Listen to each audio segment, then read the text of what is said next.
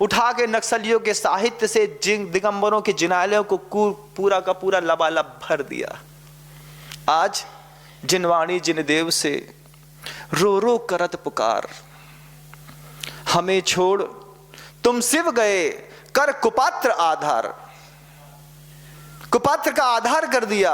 और ऐसे जिन लोगों जिसने कभी कपड़े से बाहर उठने का कभी सोचा भी नहीं हो, उन्होंने आत्मा की ऐसी अभूतपूर्व चर्चा करके, जिनको श्रावकाचार की जरूरत थी, प्रतिमाओं के स्वरूप की जरूरत थी, चारित्र की जरूरत थी, उनको समय सार के घूंट पिला करके उनका गला भी अवरुद्ध कर दिया, उनकी मानसिकता भी खराब कर दी। आज उनके सामने दिगंबर मुनिराज हो, वो मानने तैयार नहीं है कि पंचम काल में मुनि महाराज होते हैं। कुंद भगवान के सारे ग्रंथों में जहां उद्घोष है 21,000 वर्ष तक निर्बाध शासन भावलिंगी संतों का चलेगा, उनको किसी ने समझा दिया। खुद तो अपने आप को कपड़ा पहन करके कोई व्यक्ति भावलिंगी कह करके वो तीर्थंकर होने की घोषणा करके चला गया, आपने मिलकर ताली बजा दी, शर्म नहीं आई। और जहां यहां दिगंबर साधुओं के प्रति इस तरीके की उपेक्षा का व्यवहार हुआ, तुम मौन खड़े रहे। ये तुम्हारा मौन पूरी संस्कृति को बर्बाद करने का सबसे बड़ा कारण बनेगा। बंधुओं, ध्यान रखना।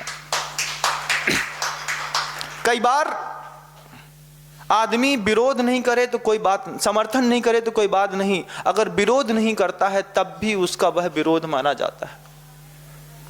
आप लोग सजग हो जाइए बंधुओं, क्योंकि हमको तो आपके दिमाग से हमारा कुछ लेना देना तो है नहीं।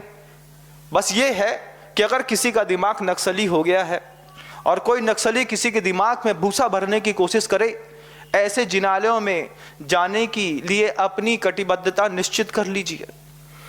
आचार्य समंतबद्ध स्वामी ने बहुत अच्छी बात कही, प्यास लगी हो, बियाबान रेगिस्तान में पहुंच गए हो, ऊपर से धूप तप रहा हो, जेठ की गर्मी हो, दौड़ते दौड़ते थक गए हो, अंदर से उत्कंठा बहुत मिल रही हो और पानी की एक बूंद नहीं हो, लेकिन एक बाल्टी भर के अगर मान लो हलाहल विष रखा हो, ऐसा कौन सा मूर्ख होगा जो अगर पानी नहीं मिल रहा है तो विष को पी करके अपनी प्यास बुझाना चाहता है। महाराज आप नहीं आते तो पाठशाला में चले जाते हैं, महाराज आप नहीं आते तो कुछ थोड़ा स्वाध्याय में चले जाते हैं। 47 शक्तियों का जब वर्णन सुनते हैं तो ऐसा आनंद आता है कि कुछ पूछो मत। एक भी शक्ति जीव के काम नहीं आती बंधु, आप मेरे मुख से सुन लीजिए। 47 शक्तियों की जो घोषणा करते हैं, सुनते हैं ना अपने आप में, सिर्फ एक केवल दर्शित शक्ति जो है उसकी उपयोगिता तो नजर आती है, इसके अलावा 46 शक्तियों का जीवन में कोई भी प्रभाव तक दृष्टिगोचर नहीं है। और चर्चाएं होती हैं 47 शक्तियों की, सिखाया जाता है पाप और पुण्य दोनों एक हैं। और आप सुन लेते हैं पाप और पुण्य एक है? बताओ आप लोग बताओ, अच्छा एक है क्या? पाप और पुण्य एक है? उनने सिखा दिया एक है।